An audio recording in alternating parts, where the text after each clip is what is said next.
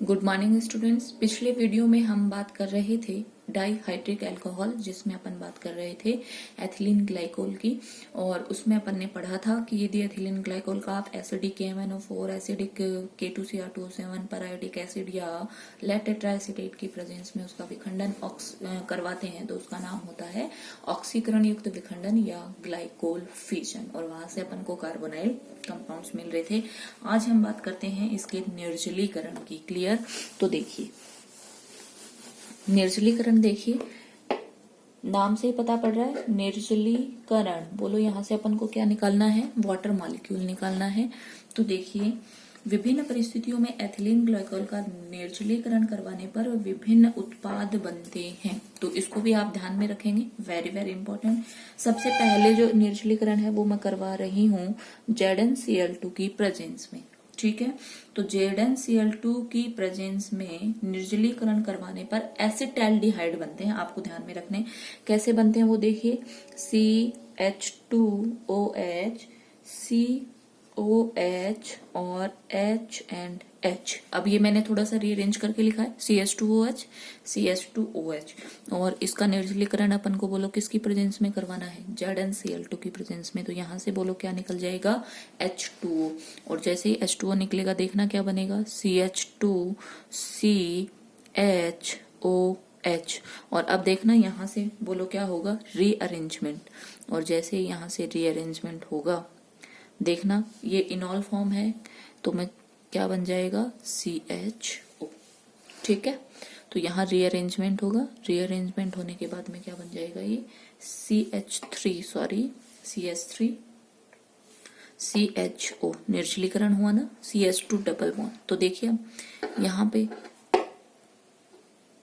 ये इधर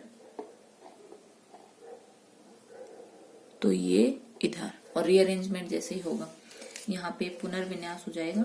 और पुनर्विन्यास होने के बाद में अपन को क्या मिल जाएगा? एसिटैल्डिहाइड। क्लियर? आगे देखिए, यदि एथिलीन ग्लाइकोल को तनु H2SO4 के साथ में, तो ये तो था निर्जलीकरण ZnCl2 के साथ में। अब बोलो मैं किसके साथ में करवा रही हूँ? तनु H2SO4 के साथ गर्म करने पर 1,4-डाइऑक्सेन बनते हैं, जो कि एक अच्छा औद्योगिक विलायक होता है। तो देखिए, एथिलीन ग्लाइकोल को मुझे क्या करना है? तनु H2SO4 के साथ में इसका निर्जलीकरण करवाना है। इसके कितने मोल काम में आएंगे? 2। देखिए, CH2OH एंड OH। और यहां से देखना 1, और ये बोलो क्या हो गया?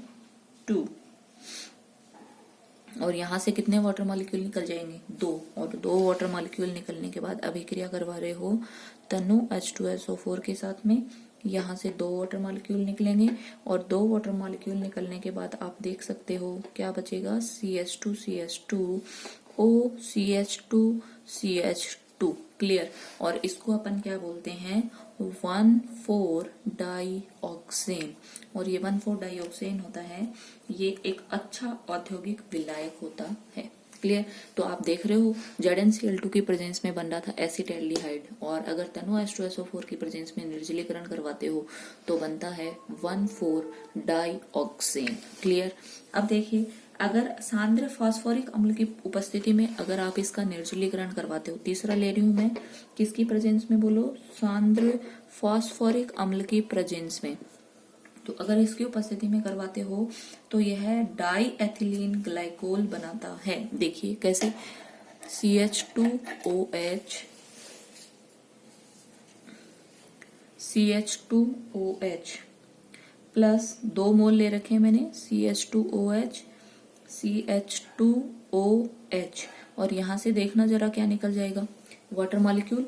और जैसे ही वाटर मॉलिक्यूल निकलेगा अभिक्रिया किसकी प्रेजेंस में करवा रहे हो? सांद्र फास्फोरिक अम्ल की प्रेजेंस में। H2O निकलेगा, और यहां से क्या बनेगा? CH2OH, CH2O, CH2OH। इसको बोलते हैं diethylene glycol. Clear? Diethylene glycol बनता है। और यदि अभिक्रिया को और अधिक समय तक जारी रखा जाए तो बहुलक बनते हैं इसके पॉलीमर, और उन पॉलीमर का नाम बोलो क्या होता है, कार्बोवैक्स। वेरी वेरी इंपॉर्टेंट अभिक्रिया, ध्यान में रखेंगे। अब देखिए मैं दोबारा बात कर रही हूँ एक बार, अगर आप निर्जलीकरण ZnCl2 की प्रेजेंस में करवाएंगे तो वहां से बनेगा एसिटैल्डिहाइड। अगर आप निर्जलीकरण तनु H2SO4 की प्रेजेंस में करवाएंगे तो वहां से बनेगा 1,4-डाइऑक्सेन। अगर आप सांद्र फास्फोरिक अम्ल की प्रेजेंस में निर्जलीकरण करवाएंगे तो वहां से बनेगा डाई एथिलीन ग्लाइकोल बनेगा। और अगर आप अभिक्रिया को अधिक समय तक जारी रखते हैं तो एक पॉलीमर बनता है जिसको अपन क्या बोलते हैं, कार्बोवैक्स। क्लियर। अब देखिए अगर आप इसको 500 डिग्री सेंटीग्रेड ताप तक गर्म करोगे, अभी फर्दर इसका निर्जलीकरण करवाना है, तो मैं चौथा पॉइंट ले रही हूँ कि अगर आप इसको 500 डिग्री सेंटीग्रेड तक गर्म करो तो क्या होगा। तो देखिए जैसे ही आप इसको 500 डिग्री सेंटीग्रेड ताप पर गर्म करते हो तो यहां से बोलो क्या बनेगा, एथिलीन डाइऑक्साइड, और ये निकल जाएगा, क्या निकल जाएगा, H2O, और यहां से बनेगा CH2CH2O, जिसको अपन बोलो क्या बोलते हैं, इधर देखिए यहां से बनेगा CH2CH2O, और इसको अपन बोलते हैं एथिलीन ऑक्साइड। ध्यान में रखेंगे आप लोग। तो ये इसका हुआ निर्जलीकरण। और जब आप निर्जलीकरण कैसे करवा रहे हो, किसकी प्रेजेंस में करवा रहे हो, इसके आधार पर इसके अलग अलग क्या बनेंगे बोलो, प्रोडक्ट। क्लियर।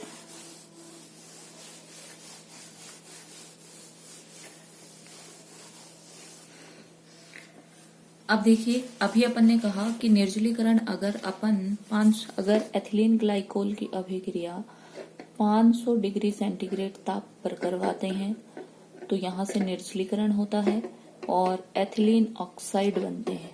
क्लियर। ये अभी अपन ने देखा, इसके एथिलीन ऑक्साइड बने। अब आगे देखिए, इन एथिलीन ऑक्साइड की यदि किसी अल्कोहल के साथ में अभिक्रिया करवाई जाती है तो एथिलीन ग्लाइकोल के क्या बन जाते हैं, ईथर।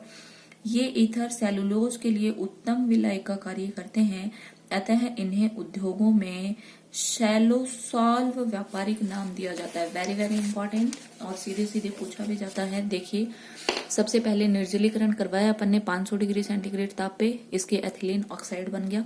अब इसकी किसी अल्कोहल के साथ में मैं अभिक्रिया करवा देती हूँ। जैसे ही आप इसकी अल्कोहल के साथ में अभिक्रिया करवाएंगे, देखना यहाँ से क्या बनेगा, CH2OCH3। क्लियर। और बॉन्ड ब्रेक हो गया। इसको अपन बोलते हैं मैथिल सेलोसॉल। ये जो बने ये एथिलीन ग्लाइकोल के ईथर बन गए, आप देख रहे हैं। और एथिलीन ग्लाइकोल के ये जो ईथर बने हैं ये सेलुलोज के लिए उत्तम विलय का कार्य करते हैं, इसलिए अपन इनको बोलते हैं, यहाँ पे चूंकि मैथिल ग्रुप है इसलिए मैंने इसको क्या बोल दिया, मैथिल सेलोसॉल इनका व्यापारिक नाम है। अगर आप मान लीजिए यहाँ पे इसकी अभिक्रिया C2H5OH के साथ करवाएं, एथिल अल्कोहल के साथ में करवाएंगे, तो जो प्रोडक्ट बनेगा वहां पे देखना ये OC2H5, और अब इसका नाम बोलो क्या हो जाएगा, मैथिल की जगह एथिल सेलोसॉल। क्लियर। अब देखिए इन सेलोसॉल का अम्ल की उपस्थिति में एथिलीन ऑक्साइड के साथ संघनन करवाएं तो कार्बिटॉल व्युत्पन्न बनते हैं। ध्यान देंगे। अब इन एथिलीन ऑक्साइड के साथ दोबारा अभिक्रिया, तो ये जो मैथिल सेल्वोसोल है इसकी मैं अभिक्रिया करवा रही हूँ। देखना किसके साथ में, ऑक्साइड के साथ में करवा रही हूँ, एथिलीन ऑक्साइड के साथ में। संघनन जब होगा तो देखना क्या बनेगा, CH2OH एंड ये होगा CH2OCH3। क्लियर। ये इसका संघनन हो गया इसके साथ में, और ये जो बने इसको अपन बोलेंगे मैथिल कार्बिटोल। और अगर आप एथिल सेलोसॉल की अभिक्रिया करवाएंगे तो यहाँ पे क्या बनेंगे, एथिल कार्बिटोल। क्लियर। तो ये आप ध्यान में रखेंगे कि जब आप एथिलीन ग्लाइकोल की 500 डिग्री सेंटीग्रेड ताप पर निर्जलीकरण करवाएंगे, एथिलीन ऑक्साइड बनेंगे। इनकी जब आप अल्कोहल के साथ में अभिक्रिया करवाएंगे तो यहाँ पे एथिलीन ग्लाइकोल के ईथर बनेंगे और ये ईथर सेलुलोज के लिए उत्तम विलय का कार्य करते हैं, इसलिए इनको सेलोसो के नाम से जाना जाता है। अगर आप मैथिल अल्कोहल के साथ अभिक्रिया करवाएंगे तो मैथिल सेलोसो होगा। अगर आप एथिल अल्कोहल के साथ अभिक्रिया करवाओगे तो एथिल सेलोसो बनेगा। फर्दर जब आप इनको एथिलीन ऑक्साइड के साथ संघनन करवाते हो तो यहाँ से क्या बन जाते हैं, कार्बिटॉल। क्लियर? तो ये आप लोग ध्यान में रखेंगे।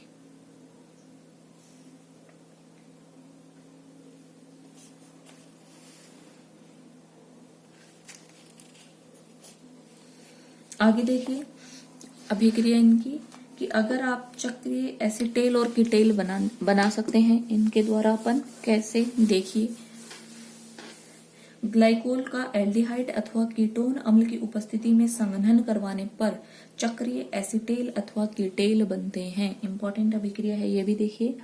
ये लीजिए एथिलीन ग्लाइकोल, अभी अपन ने कार्बोनाइल कंपाउंड की अभिक्रिया पढ़ी थी, जब अल्कोहल के साथ करवाते हैं तो वहां पे एसिटेल और कीटेल बनते हैं। यहाँ पे एथिलीन ग्लाइकोल के साथ यदि आप अभिक्रिया करवाते हैं तो यहाँ पे चक्रीय एसिटेल और कीटेल बनेंगे। क्लियर? और अगर यहाँ पे मान लीजिए इस एल्डिहाइड की जगह पे मैं क्या ले लूं, कीटोन, दोनों के साथ अपन अभिक्रिया करवा सकते हैं। अभिक्रिया आपको समझ में आ गई होगी। यहाँ से कौन निकल जाएगा, वाटर मॉलिक्यूल। सेम एज यहाँ से भी बोलो कौन निकलेगा, वाटर मॉलिक्यूल। और जैसे ही वाटर मॉलिक्यूल निकलेगा, ये मैं बना रही हूँ, देखिए ये बनेगा CH2CH2OO और इससे कौन जुड़ जाएगा, कार्बन, जिससे एक जुड़ा हुआ है H और एक कौन जुड़ा हुआ है, R। क्लियर? तो इसको अपन बोलेंगे चक्रीय एसिटेल। और अगर मान लीजिए यहाँ पे R हो तो उसको अपन क्या बोल देंगे, कीटेल। क्लियर? तो ध्यान में रखेंगे कि जब आप इनकी अभिक्रिया एल्डिहाइड और कीटोन के साथ करवाएंगे तो चक्रीय एसिटेल और कीटेल बनते हैं। अब इसका उपयोग देखिए, ऑटोमोबाइल विकिरकों में हिम विरोधी के रूप में, विलायक के रूप में, वायुयान में जल के स्थान पर शीतक के रूप में, ये कुछ इसके उपयोग हैं। वायुयान के परों पर बर्फ के बनने एवं जमने को रोकने के लिए भी इसको प्रयुक्त किया जा सकता है। टेरिलीन के निर्माण में जो अभी अपन ने देखा था टरथैलिक एसिड के साथ में, तो ये अपना हुआ डाइहाइड्रिक अल्कोहल। Thank you.